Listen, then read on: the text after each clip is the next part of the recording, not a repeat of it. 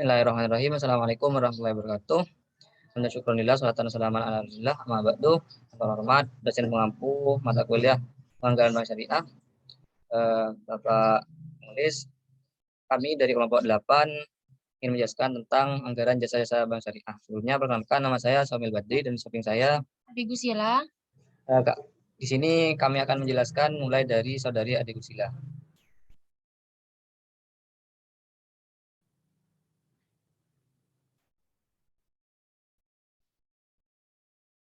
Sifat jasa bank. Di sini sifat-sifat jasa bank ini terdiri dari 3, yaitu yang pertama jasa tanpa memerlukan dukungan dengan abang, yang kedua jasa-jasa bank yang sekaligus pencipta dana, yang ketiga jasa-jasa bank yang memerlukan dana.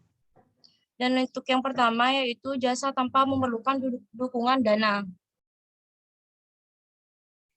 A. Manajemen service, yaitu pemberian jasa advisory dari para profesional di suatu bank kepada para nasabahnya di berbagai bidang kegiatan perdagangan keuangan. Dan jasa ini seperti jasa keuangan. Pemberian jasa advisory ini yaitu pemberian bantuan kepada pihak lain berupa kegiatan jasa. Yang ke B, safe deposit box, yaitu jasa penyimpanan barang-barang secara aman oleh bank. Yang ketiga, C, gen perusahaan asuransi. Bank membutuhkan asuransi karena adanya bankers clause. D, penerbit referensi bank. Dalam hal ini, bank akan mendapatkan komisi untuk setiap penerbitan surat referensi bank kepada nasabah yang memerlukannya. E, kegiatan pergudangan. Hal ini terjadi saat nasabah membeli barang-barang secara kredit dan nasabah harus membayar sewa untuk kegiatan penyimpanan barang-barangnya di gudang milik bank ini. Yang kedua, jasa-jasa bank sekaligus pencipta dana bagi bank. Yang A, transfer keluar, outgoing money transfer. Karena dalam proses pengiriman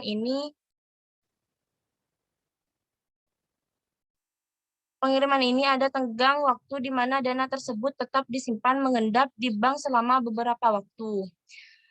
Yang B, transfer masuk. Dari transfer masuk ini ada 3 manfaat yang akan diperoleh bank sekaligus, yaitu komisi transfer, yang kedua pengendaman dana, yang ketiga pendapatan selisih kurs. Yang C, bank draft, yaitu penerbitan bank draft atas nama penerima yang dapat ditarik di cabang-cabang bank yang bersangkutan atau bank-bank korespondennya.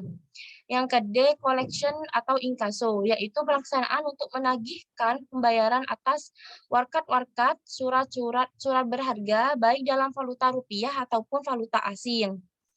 Yang E, traveler cek rupiah atau falas.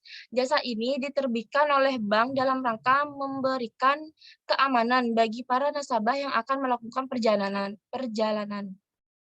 Yang ke F, payment point, pajak, rekening, telepon, listrik, PAM, dan lain-lain. Dan dari collection di payment ini, poin ini bank sementara akan memperoleh pengendapan dana sampai dana yang terkumpul tersetor akan disetorkan kepada pemilik dana. Selain itu, bank ini juga akan memperoleh komisi collection-nya. G, pembukaan LOC import. Dalam hal ini, bank akan memperoleh manfaat ganda, yaitu komisi impor, pengendapan dana, dan pendapatan selisih kurs. Yang H, penerbitan bank garansi. Jasa pemberian bank garansi ini juga akan memberikan manfaat ganda bagi bank yang berupa fee-based income dan sekaligus sumber pengendapan dana yang relatif lebih panjang sesuai umur bank garansi yang bersangkutan. I, eksekutor dan trust business, yaitu kegiatan bank untuk menangani pengelolaan dan penatalaksanaan serta pengaturan, pengurusan harta benda, penyelesaian hutang piutang orang-orang meninggal, pembayaran pajak, alih harta, dan penyelesaiannya. Untuk yang J, investment management, yaitu kegiatan bank dalam pengelolaan portofolio penanaman modal milik para nasabahnya. Dan untuk jasa-jasa pelayanan ini, bank akan memungut komisi yang besarnya dapat didasarkan atas nilainya portofolio nasabah yang dikelola oleh bank. Untuk yang terakhir yaitu jasa-jasa bank lainnya, yaitu jasa-jasa bank yang memberikan manfaat sebagai sarana pengumpulan dana yang sebenarnya tidak murni bisnis dari jenis perbankan tersebut. Sekian dari saya, kurang lebihnya mohon maaf. Wassalamualaikum warahmatullahi wabarakatuh. Selanjutnya akan dijelaskan oleh pemateri yang kedua. Oke, selanjutnya yaitu tentang jasa-jasa bank yang memerlukan dana. Jadi ada beberapa jasa-jasa bank yang memang memerlukan dana. Yang pertama ada perdagangan falas ataupun valuta asing. Di mana dalam setiap perdagangan valuta asing di sini tentunya akan memerlukan penyediaan dana dalam jumlah tertentu yang akan dilaksanakan oleh perbankan. Kemudian yang kedua ada post import financing, yaitu merupakan fasilitas yang diberikan oleh bank pada nasabah berupa melakukan penyetoran atau pembayaran pembelian devisa dalam bentuk penangguhan pembayaran atas pembukaan RC impor yang harus diselesaikan pada saat dokumen atau barang tiba. Jadi di sini pos impor di sini merupakan bentuk fasilitas yang diberikan oleh bank kepada nasabah berupa pengaturan penyetoran ataupun pembayaran. Kemudian yang ketiga ada international money order, yaitu jasa pembayaran pengiriman uang melalui international money order dalam bentuk valuta asing yang dikeluarkan oleh bank korespondennya di luar negeri. Yang ada yang D, ekspor pembayaran atau realisasi ekspor ini pada dasarnya dilakukan setelah pihak bank menerima pembayaran hasil ekspor dari opening bank atau koresponden membuka. Jadi di sini ekspor pembayaran di sini merupakan apa ya?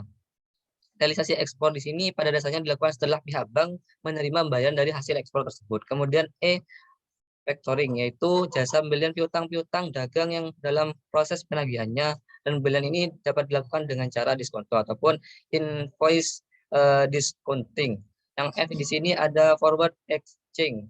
Hal ini terjadi saat terjadi pertukaran mata uang rupiah dengan mata uang asing dan risiko yang ditimbulkan dari nilai tukar mata uang tersebut. Jadi forward exchange di sini merupakan terjadi ketika pertukaran mata uang rupiah ke mata uang asing.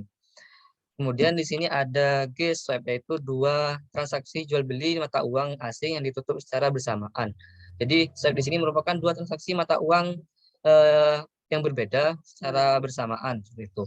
Kemudian selanjutnya ada anggaran pendapatan dan biaya-biaya jasa bank. Yang pertama ada pendapatan jasa bank, antara lain pertama ada komisi atau fee, seperti halnya kita melakukan transaksi terjadi antara bank dengan nasabah di dalamnya menyelesaikan suatu transaksi, di mana di dalamnya biasanya bank menetapkan tarif-tarif khusus untuk primer customer-nya. Kemudian tarif minimum dalam jumlah tertentu, yaitu biasanya dikenakan untuk transaksi-transaksi kecil. Kemudian porto, yaitu biaya pendapatan yang dipungut dari nasabah sebagai ganti biaya alat tulis. Yang keempat ada pendapatan dari ongkos kawat telex maksimal yang dapat menjadi tambahan pendapatan bagi bank yang bersangkutan. Yang kelima pendapatan selisih kurs. Jadi yang kelima di sini ada pendapatan selisih kurs. Pendapatan di sini merupakan pendapatan selisih nilai tukar mata uang asing. Kemudian yang keenam pendapatan sewa. Pendapatan sewa di sini biasanya perbankan di sini menyediakan pelayanan seperti itu. Kemudian yang ketujuh ada pendapatan jasa profesional. Dalam hal ini nasabah dipungut biaya seperti halnya biaya konsultan dan semacamnya. Yang B di sini ada biaya-biaya jasa bank, antara lain pertama biaya dana, yaitu sejumlah biaya atas dana yang terpakai dalam pemberian jasa pada nasabah, yaitu jumlah dari dana yang terpakai dikalikan dengan tingkat suku bunga dana yang terjadi pada bank yang bersangkutan. Jadi biaya dana di sini merupakan sejumlah dana yang dimana dana di situ dikalikan dengan tingkat suku bunga yang terjadi pada bank yang bersangkutan. Kemudian yang kedua biaya tenaga kerja. Biaya tenaga kerja di sini merupakan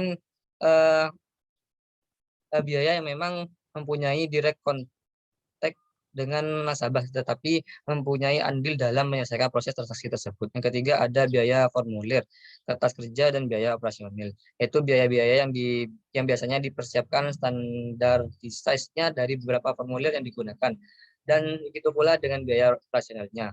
Yang keempat ada biaya sarana. Biaya sarana di sini sebagai kerja berbagai macam biaya sarana dari sewa, depresiasi gedung, meja, kursi, kerja komputer, peralatan kantor, biaya penerangan, dan juga biaya AC, dan lain-lain. Kemudian yang kelima ada biaya marketing. Biaya marketing di sini merupakan biaya bagaimana kita untuk mempromosikan pelayanan-pelayanan ataupun produk-produk yang ada di perbankan seperti itu.